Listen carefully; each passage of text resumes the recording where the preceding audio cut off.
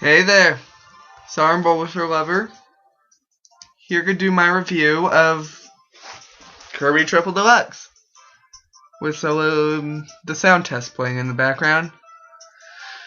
So this is my first review of 2014, my first kind of real review because my 2013 review was just reviewing the entire year. And I want to talk about each aspect of the game, starting with the main story. Now, I wasn't a Kirby fan until I think 3 years ago with Kirby's Return to Dreamland.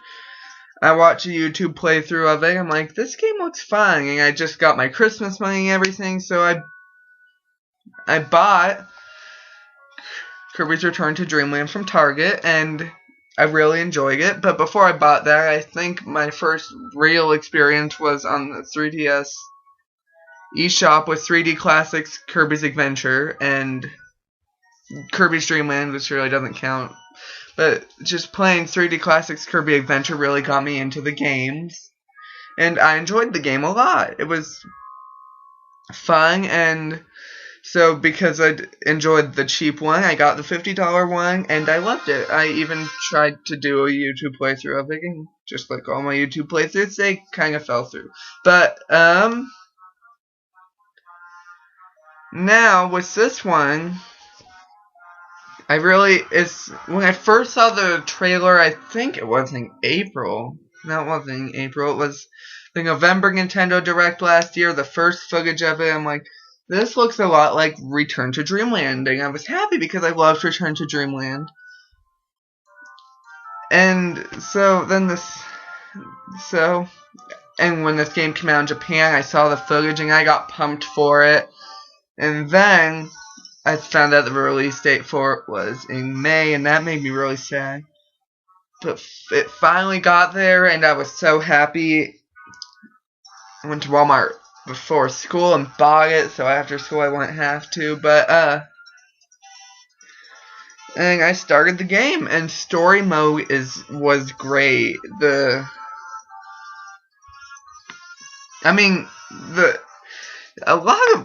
One problem I have is, and this is gonna be a little spoilery, but so the Taranza steals DDD. You don't know it's Taranza, and then you start going up this giant beanstalk. You don't know anything about the beanstalk or where you're going with it. And when I was playing, I just saw the little island where parts of Dreamland that have been picked up by the Dreamstalk.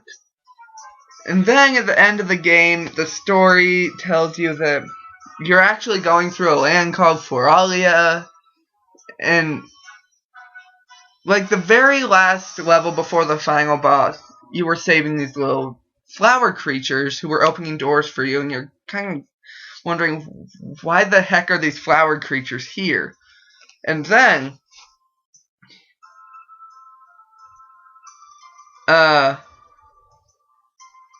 you get to the final boss and a cutscene plays, and you find out the guy's name is Taranza, and then you fight the guy, and then you find out that you're actually in Floralia, and Taranza's not the main enemy. There's this queen apparently, and then you learn the Dreamstalk was sent down by the Floralians, and in their last-ditch effort to save their land from Queen Sectonia, they were asking for the hero of the lower world, which was Dreamland, or Planet Popstar, I guess. And so Queen Sectonia found out Kirby was the hero of the lower world, so she sent down Taranza to retrieve Kirby, mistakenly thought Kirby was King DDD, and so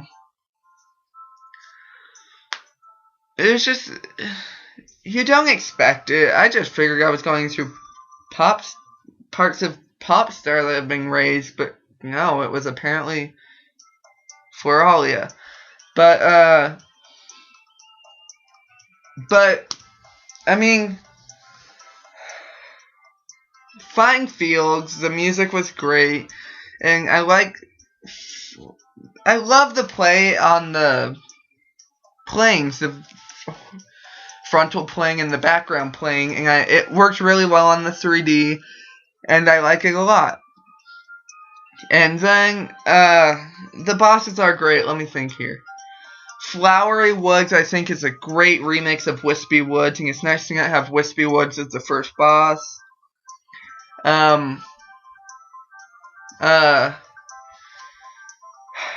Paintra's a very interesting boss, very reminiscent of that one boss with the roller skates in Kirby's Dream Land.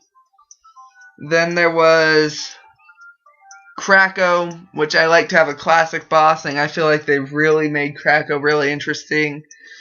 Then there was the snake guy, Coil King or something. And I didn't particularly like it. I enjoyed the boss, but it definitely wasn't my favorite. Now, my least favorite boss was definitely Endless Eruption's boss, which was Pyribbit. Oh my god. I hated Pyribbit. It's just, you can't always hit him. He's gone a lot, and you have very rare chances to actually hit the guy. Then, in Royal Rogue, I love the boss fights. I love Mass DDD and Queen Sectonia, and then Eternal Dreamland. That was so fun. And I love the music of the game. This is one of my favorite songs playing right now, if you can actually hear it. But I'd love to do a playthrough of this game on my channel, but I have to actually get a capture device to do it because there's so much motion control involved that I don't think I could do it with a camera. But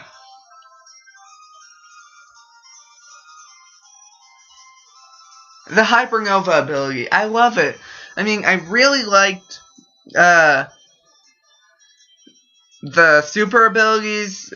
I still do, but I think Hypernova just kind of edges it out a bit. I really love it. It's I like having the super suction and just the interaction with the lands and everything, and the use of it in the final boss, just like how super abilities were used against Magolor. And then, so the gameplay is a lot like Dreamland, Return to Dreamland, with all the power-ups. One power-up that I loved in Dreamland that didn't come back and I was sad was water. I loved water. And I know they couldn't, like, do as much as, like, for example, Spark doesn't have all the abilities it had in Dreamland, so I'm guessing they just didn't feel like 3DS worked well with it. But I really loved the water ability. It might be because there weren't many water levels in the game. There weren't even a water world, I don't think, but the new abilities, let me talk about those. The first one you come across, I believe, is Beetle. Now, it's a lot like Throw ability from Amazing Mirror, or Surplus or something from Superstar, and I never really liked those. But I do like that this one, there's more of a fighting element to it. There's more of a melee than just picking up and throwing enemies. The next one you come across, I don't want to talk about yet. Bell's the next one you come across. Now, Beetle wasn't one I was really looking that forward to. Bell I was actually kind of interested in. I liked it a lot.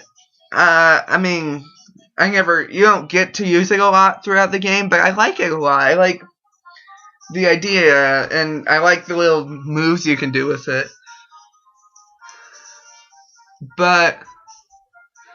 And then there's, one thing I would like to say is I'm glad they brought back Wheel. That was one of my favorite abilities, and I'm sad they, like, kind of died throughout the years, but I'm glad they brought Wheel back.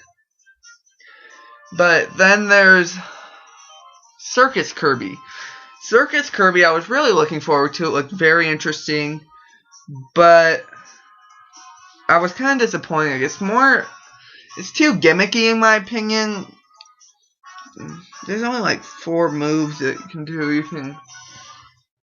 I guess there's 5. You can do the circus ball thing, you can throw the bowling pins, you can pop the balloons, you can go on the ball, and you can just do your little maneuvers and your little dancey things.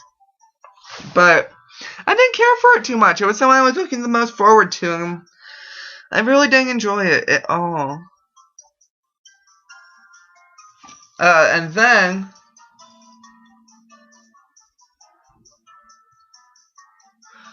my second, and then the other final ability is the one I was looking the least forward to, period.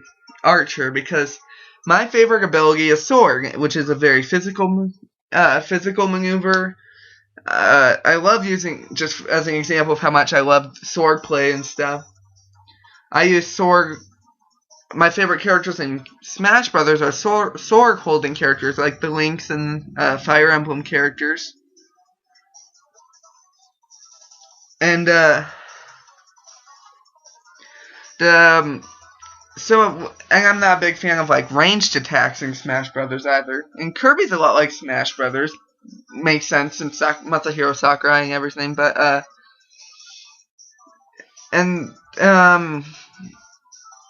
Archer really is my second favorite ability. It's still in the top Sword, but I still love Archer.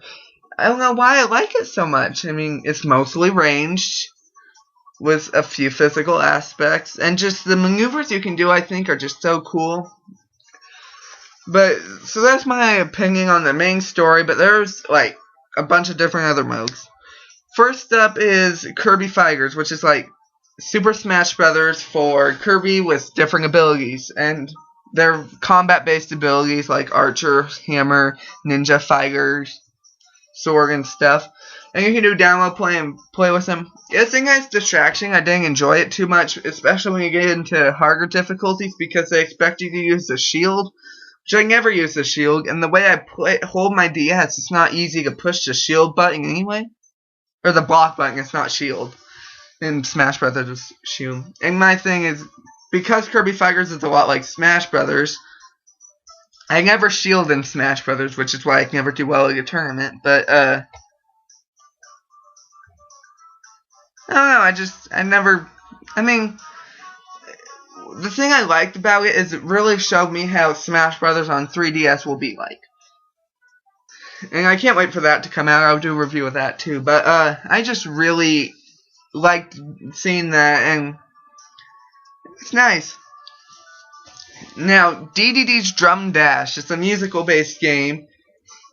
I loved it. It was a little difficult to get used to at first. Which is weird because the first level, which was Green Greens, is like super slow. And then the final level, the extra level, is like super fast. It's just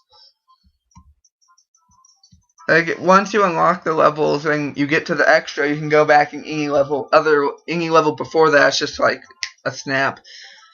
But I really liked it. I'm so close to finishing it. I just need a platinum on the last. But oh, that's one thing I didn't talk about. With the story mode is the sun. I don't even know what they're called. Sunstones. They are called Sunstones. They're not as hard to find, in my opinion, as the energy spheres are. And they're not, or maybe not as hard to find is not the right term, but they're not as jerkish as energy spheres. One example of energy spheres is the water level. You can go down 3 different paths. You can choose between 3 different paths. You can only go down one, and you can't go back. There's an energy sphere in one of the paths. You can only get it through one of them. If you choose the wrong one, you have to go through the entire level over just to get that one. And if you're wrong again, then you have to go again. And later in that level, there's also one with 4. So you have to get them both right. Oh, and I love the boss music too. But I don't feel like any of them are that bad. When I played through Dreamland with the 120 energy spheres, I think I missed 20 or 15 to 20. This one, and I still haven't gotten them all, but this game I missed only 2 or 3 through the entire playthrough, and I just played that level right again and got them all. And then there's this keychain, which I understand that I don't think Miiverse was out in Japan yet when this game got out, but I wish they kind of used the keychains as stamps on Miiverse, but The fact that they're randomized, I don't like. Well, it's not that they're really randomized. I wish they were randomized in a way that once you got one of them, you can't get it again. But no, I have a 3 count. I'm still missing 108 keychains, I think. But I have a 3 count on this one enemy. But, shut up, phone. But, and I don't know. I think you can street pass and trade too, and then there's rare keychains in this story, which are really hard to find, and there's certain ones you get rare keychains for, and I haven't gotten all the rare keychains, and you can't tell if you've gotten it or not. Isn't it a level? That's one thing I wish they changed. And then, once you beat the game, you unlock 2 new modes, DDD Tour and the Arena. The Arena is just a boss rush. I like the Arena. DDD Tour, you get to play through the entire game, essentially, except for the Super, or the Hypernova parts of the levels. You get to play through the entire game as DDD, which is only hammer ability, so I like the hammer ability a lot now, playing through that. And every boss there is an EX boss, which is stronger, different color, and has a new move. And the final boss isn't Queen Sectonia. It's Mega Knight from The Amazing Mirror, I think. But then being that unlocks the True Arena, which is half the health, with the EX bosses, so harder bosses, plus more bosses than the normal arena, and I still haven't beaten it, but yeah, and then you can watch all the cutscenes over, get the sound test. But that's the game. If I had to rate it, I'd give it probably a 9 out of 10. Just for the keychains and really the keychains and just what they expect with Kirby Fighters and everything. But yeah, 9 out of 10, that's my review, and thank you for watching. And if I ever get 3DS capture devices, I'll be doing a playthrough of it. Peace.